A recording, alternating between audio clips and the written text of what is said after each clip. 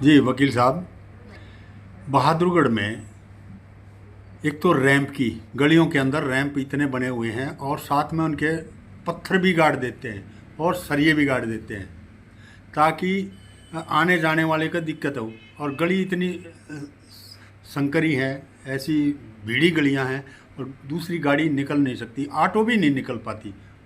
और footpath footpath की भी दिक्कत है। उदाहरण के तौर पे एक लड़की फुटपाथ न होने की वजह से वो रोड पे चल रही थी और एक्सीडेंट होकर के एक्सपायर हो गई। पहले तो सभी भादुड़ वासियों को, मेरे वकील साथियों को, पत्रकार महोदय और शैलेंद्र भाई को मेरी राम राम।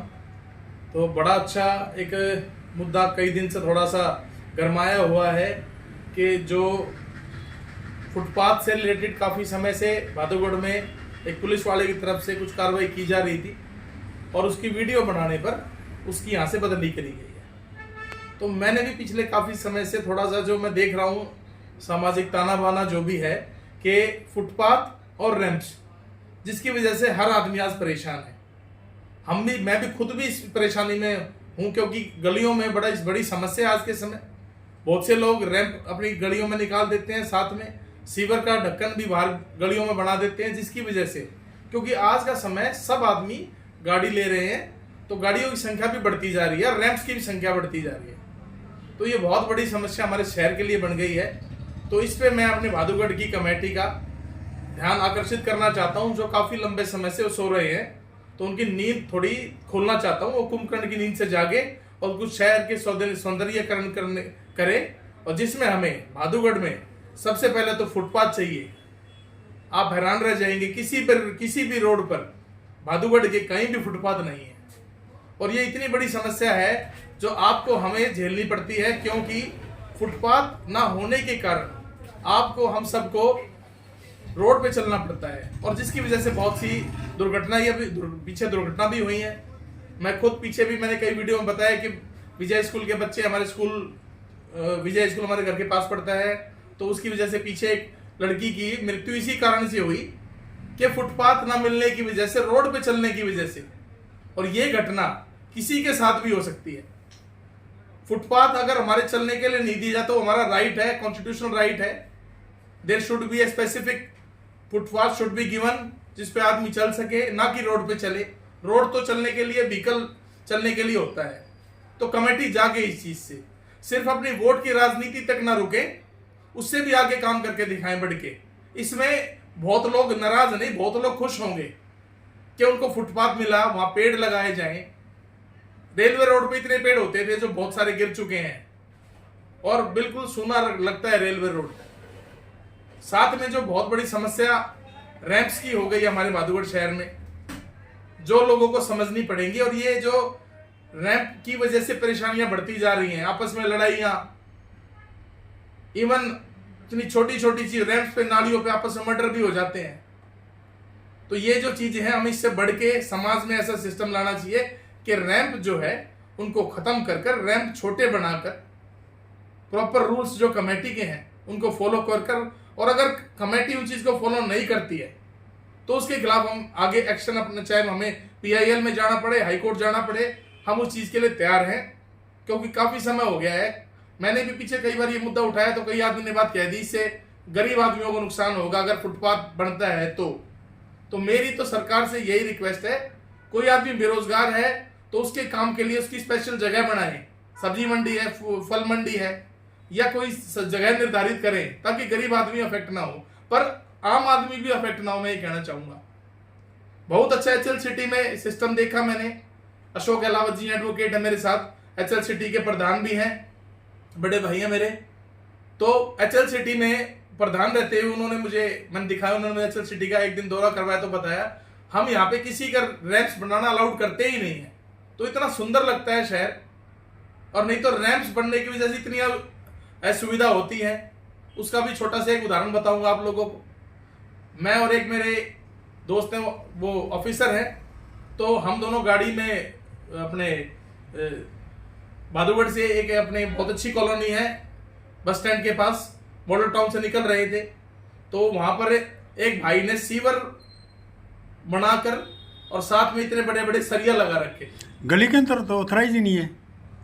अब ये चीज कौन देखेगा? हमें तो जब पता लगा जब मेरी गाड़ी गलती से उस रैंप पे उस पे सीवर पे चढ़ गई और मेरी गाड़ी का टायर पंचर नहीं फट गया। और जब वहां उतर के हम उन लोगों से रिक्वेस्ट करी, मैं जी अगर कोई बच्चा खेलते हुए इस सीवर के सरिये पे गिर जाता है तो उसकी तो मृत्यु भी हो सकती है। अगले दिन वो मेरे से आए, उन्होंने गलती मानी, वो हटाया, बड़ा अच्छा लगा उनका भी व्यवहार मुझे। तो मेरी यही रिक्वेस्ट है सारे बहादुरगढ़ वासियों को कि रैंप की कल्चर को खत्म करें। और कमेटी से रिक्वेस्ट है कि फुटपाथ की जो सुविधा है उसको हमें दिलवाएं, क्योंकि फुटपाथ बहुत जरूरी है। आप अगर थोड़ा सा इसमें कमेटी ध्यान देगी, कोशिश करेगी कि जो भी फल फ्रूट वाले हैं उनके लिए स्पेशल जगह बनाएं, और जो दुकानदार हैं जो इनसे पैसे लेते हैं उनके खिलाफ सख्त से सख्त कार्रवाई हो कि वो ऐसे गरीब आदमियों से जो अपना लालन पोषण करते हैं। पर ये चीज बिल्कुल बर्दाश्त नहीं होगी कि हमारा फुटपाथ वो छीने, उसमें चाहे कोई दुकानदार हो। विक्रम जी, जिस प्रकार से आपने बताया सब्जी मंडी में तो इतना गंदा है कि वहाँ से हम सब्जी लेके आते हैं, बीमारियाँ खरीदने जाते हैं, सब्जी लेने नहीं जाते, वहाँ बीमारी खरीदने जाते हैं। इतना गंदगी है, उस पर क्या कहना है? भैया साहब, इस चीज पे भी आप छोटा सा आपको अपने बड़ा अच्छा मुद्दा, मेरे घर के पीछे सब्जी मंडी है। मैं एक दिन सुबह सुबह सब्जी मंडी जा रहा था तो हम लोगों की क्या सोच बन गई है, मैं वहां से निकल रहा था, एक आदमी ने गली सड़ी सब्जी रोड पे फेंक दी, जो वहां सब्जी बेचता था उसकी छींट मुझे लगी। तो ये चीज तो हमें खुद सुधारनी पड़ेगी। अगर हम जो भी गंदगी वहां पे एकत्रित होती है हम उसको इकट्ठा करें, ये जिम्मेदारी हम सबकी होगी, क्योंकि कमेटी नहीं करेगी काम। मेरे घर के पीछे इतनी बदबू आती है कई बारी, क्योंकि हमारी कॉलोनी वही लगती है, कमेटी की सफाई नहीं होती है। तो ये छोटी छोटी चीज है जिसपे हमारे जो कमेटी के अधिकारी हैं, कमेटी के चेयरमैन हैं, वो ध्यान दें। और सबसे बड़ी चीज, अगर कोई मिनिस्टर आता है तो सब्जी मंडी के बाहर कुछ नहीं लगता, रोड खाली मिलते हैं, फुटपाथ खाली मिलते हैं। पर ऐसा क्या होता है कि आम आदमी रहता है तो वो सारे आट दिए जाते हैं, वहां फल फ्रूट वाले बाहर आ जाते हैं, रोडों पे फुटपाथ पे चलने की जगह नहीं होती है। तो हमारी जान से खिलवाड़ कर रहे हैं। और खासकर ट्रैफिक पुलिस वाले से भाइयों से भी रिक्वेस्ट करूंगा कि अपनी ड्यूटी किसी मंत्री के आने के साथ साथ ना निभाएं, ये भी देखें कि कोई नॉर्मल आदमी रोड पे चल रहा है तो उस टाइम किसने क्या, उनकी क्या जिम्मेदारी बनती है। क्योंकि आप कभी भी देखेंगे ट्रैफिक वाले बंदे जब ही दिखते हैं जब कोई बड़ा मंत्री आता है शहर में। सर, एक उदाहरण के लिए कुछ लाइट्स ऐसी हैं जो जिन गलियों के अंदर लाइट ही नहीं है और उनके मीटरों के ऊपर बिजली का चार्ज लिया जाता है। देखो जी, ये जो अगर किसी चीज का चार्ज लिया जा रहा है तो वो सुविधा जरूर प्रदान करनी चाहिए। और आज का समय ऐसा है जब हमारी कमेटी में लाखों करोड़ रुपए का बजट है, तो ये बहुत बड़ी चीज नहीं है, क्योंकि शाम को अंधेरे के होने के बाद इतनी दुर्घटनाएं होने के चांस रहते हैं, छीना झपटी के चांस रहते हैं। अगर कोई भी कॉलोनी इस चीज से वंचित है तो अपनी रिक्वेस्ट करें, और अगर वो कार्रवाई नहीं करते तो आपका भाई करेगा आपके लिए कार्रवाई, चाहे मैं कहीं भी करनी, एसडीएम साहब को करनी पड़े, चाहे डीसी साहब को करनी पड़े, चाहे को केस डालना पड़े, तो ये हक उनको दिलवाएंगे। नगर परिषद तो टैक्स भी लेती है ना, तो और फिर भी सुविधा नहीं है, तो वो अपने हक के लिए तो लड़ना पड़ेगा जी। आप कहीं चले जाओ, जैसे मैं कोर्ट में लड़ रहा हूँ, इतने सालों से चुनाव लड़ रहा था, और चुनाव लड़ते लड़ते जब मैं प्रधानी पद पे दावेदारी मेरी मजबूत हो गई तो मेरी मेंबरशिप काट दी गई। आज तक मैं वो लड़ाई लड़ रहा हूँ और लड़ता रहूंगा जब तक बारगाम मेंबर वापस ना बन जाऊं। तो कोशिश लगातार जारी रखनी पड़ेगी, आप किसी फील्ड में चले जाओ। यही कहना चाहता हूँ। बहादुरगढ़ वासियों को क्या संदेश देना चाहेंगे? यही संदेश देना चाहता हूँ कि अपने हक के लिए आवाज उठाते रहें। आवाज उठाओगे तो आपका हक जरूर मिलेगा, चाहे फुटपाथ का हो। और ये कहना चाहूंगा, रैंप कल्चर को खत्म कर कर गली को ना घेरने की कल्चर अपनाएं, जिससे हमारी गलियां सुंदर बने और आगे भविष्य में लड़ाइयां भी ना हो, कोई आपस में दुर्घटना ना हो। यही संदेश देना चाहता हूँ।